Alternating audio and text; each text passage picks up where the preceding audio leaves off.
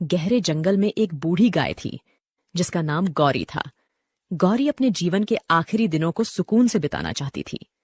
एक शाम जब वह हरे भरे मैदान में घास चर रही थी, एक खूंखार बाघ ने उसे देखा।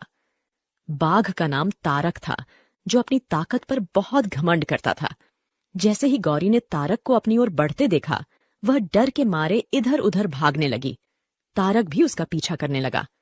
भागते भागते गौरी एक पुराने तालाब में जा पहुंची। घबराई हुई गौरी उस तालाब के अंदर घुस गई। तारक भी क्रूरता में अंधा होकर उसी तालाब में कूद पड़ा। तब उन्होंने देखा कि वह तालाब बहुत गहरा नहीं था। उसमें पानी कम था और वह कीचड़ से भरा हुआ था। दोनों ही कीचड़ में फंस गए और वह कुछ नहीं कर पा रहे थे। गौरी उस कीचड़ के अंदर धीरे धीरे ढंसने लगी। तारक भी उसके पास होते हुए भी उसे पकड़ नहीं सका।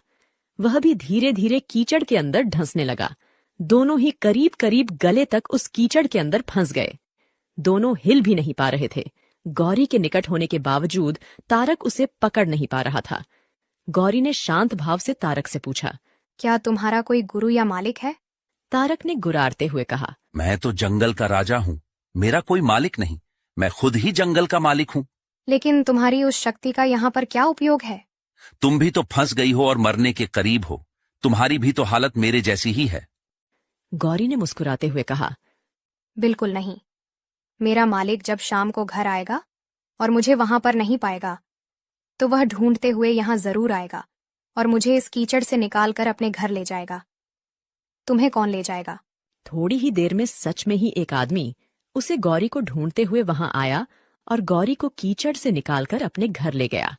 जाते